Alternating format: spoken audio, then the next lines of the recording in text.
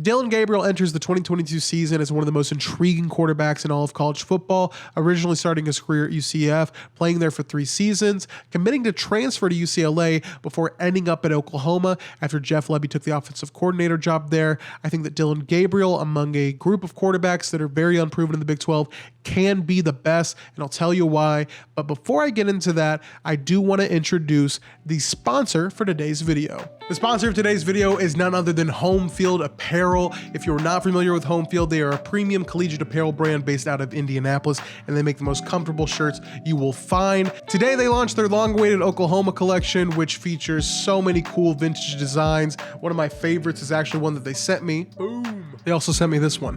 The great thing about Home Field is that they dig through the archives of the schools that they do collections for. They look for all those unique logos, all those vintage mascots, everything, so they can create the most thoughtful designs, and they come out looking really, really good. If you want to see the complete 15-piece collection, head on over to homefieldapparel.com. They've got shirts, hoodies, crew necks, all of them printed on high-quality garments with extreme comfort in mind. I mean, look at this thing. It's amazing. It looks terrific. You're going to be the envy of the tailgate that you wear it to. It's going to be amazing. Homefieldapparel.com. New customers can get 15% off their first order from Home Field by using code EYESONOklahoma at checkout at homefieldapparel.com. We greatly appreciate Home Field for sponsoring today's video. So the Big 12 announced their All Big 12 awards on Wednesday, and Dillon Gabriel, quarterback for the Oklahoma Sooners, was selected as the preseason newcomer of the year. Now, if you'll notice, Dillon Gabriel was not selected as the All Big 12 preseason quarterback. That honor went to Spencer Sanders of Oklahoma State.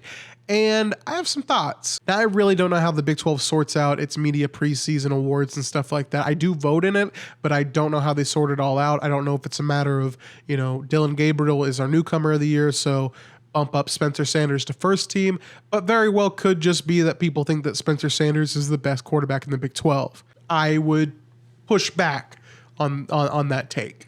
There are a lot of question marks going into 2022 at the quarterback position in the Big 12.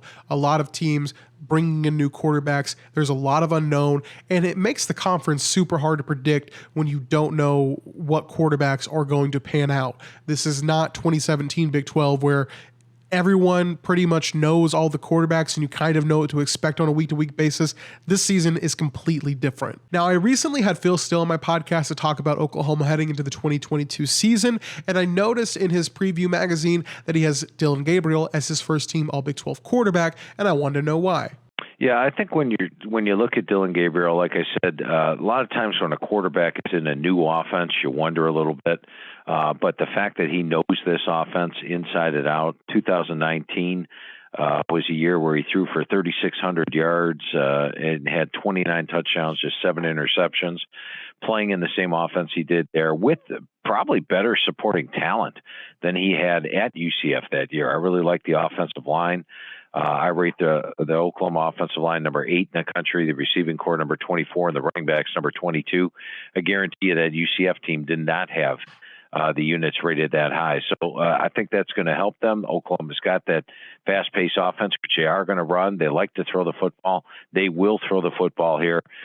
You look at Spencer Sanders, who I have second team. Sanders, known for his running ability and not quite as adept a passer as Gabriel is. Same thing with JT Daniels. Here's a guy that hasn't even been in spring practice with the team, where I think that helps out Gabriel.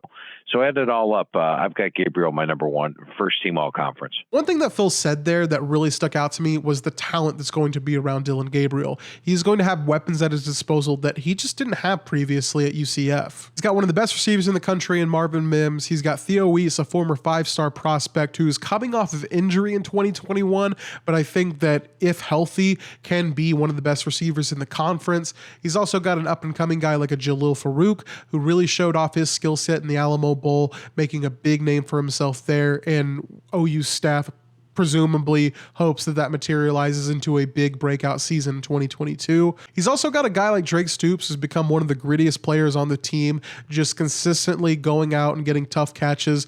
And really, it's been something that I think has been underrated over the last few years. Drake Stoops deserves a lot of credit for a lot of the dirty work that he does in that slot position. But he's also got some interesting young guys, like a guy like Jaden Gibson, who comes in as a true freshman, listed at 6'5". I mean, this is going to be a receiver room that I think a lot of people people aren't really talking about right now, but by the end of the season, I think that the Oklahoma receiver room will really make a name for itself and be one of the best units in the Big 12, if not the country. The one big question mark I think I have for Dillon Gabriel is not only how does he deal with the big stage and how does he deal with the big games.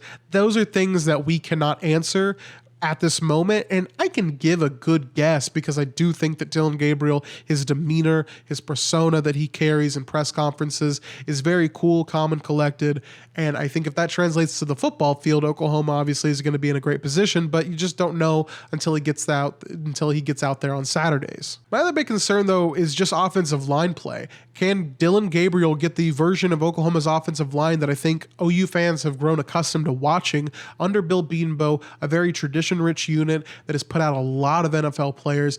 Can they be what that group is expected to be? Because I think going into last year that they were expected to kind of get back to where they were after falling off a little bit during the 2020 season. You thought maybe, COVID affected a little bit of preparation, a little bit of guys' development.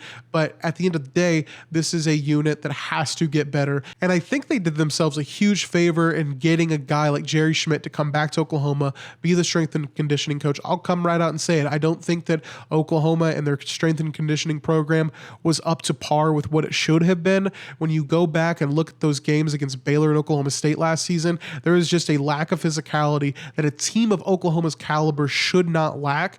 And bringing in Jerry Schmidt obviously coincides with the arrival of Brent Venables is just a huge hire, and I think it eventually will pay dividends. I don't know if in 2022, if they get back to that elite level. Obviously, it is a big factor in how Dillon Gabriel will be successful, is if the offensive line can be as good as I think a lot of us think it can be. And granted, they are replacing a few guys on that offensive line, a lot of starters from last season, but I do think that Oklahoma and the way that it recruits should not have much of a drop-off and should be better this season just based on the recruiting numbers and what they've got going right now with Bill Bedenbaugh and Jerry Schmidt back on campus. I think things are headed in a positive direction.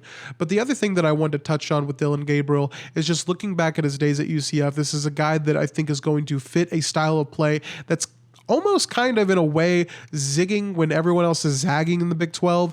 Oklahoma was obviously a part of that era of Big 12 where scoring points and scoring fast was obviously what everyone did, and it's kind of gone away from that. But I think if Oklahoma can actually find a balance of having a stingy defense and having a high-octane offense led by a guy like Dillon Gabriel, who had, once again, a ton of success at UCF, obviously does not guarantee him success at Oklahoma. Now, will Dillon Gabriel be the first-team All-Big 12 quarterback? Will he be a contender for Offensive Player of the Year?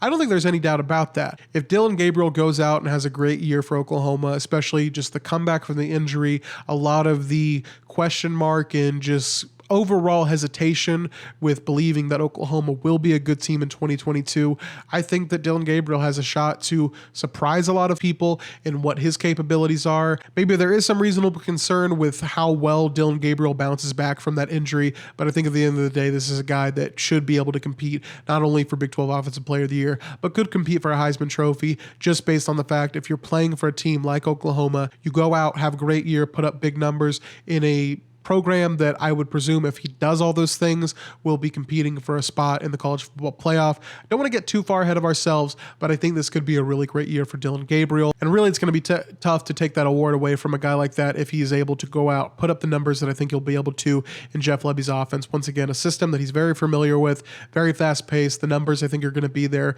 and that in turn, I would assume leads to more success. I still think that there can be some good quarterback play in the Big 12, even with a lot of the unknowns. I think a guy like Quinn Ewers at Texas and JT Daniels at West Virginia are really good quarterbacks. They have to go out and prove that. Obviously, a little bit unproven on both sides of how their careers have gone so far. But guys like Spencer Sanders, Adrian Martinez at Kansas State, you've obviously got a new quarterback at Baylor with Blake Shapen. There is a lot of room for Dillon Gabriel to go out and establish himself as Big 12's best quarterback, and I think that he will do that this year. It'll be interesting to watch and see how it plays out. Let me know what you guys think. Who do you think will be the best quarterback in the Big 12 this coming season? Would love to hear your thoughts, and make sure to subscribe to the Eyes on Oklahoma YouTube channel. We put out content like this regularly, and it's always fun getting to chat with you guys in the comments. So until next time, I'm Joe Irwin Bettner, and this is Eyes on Oklahoma.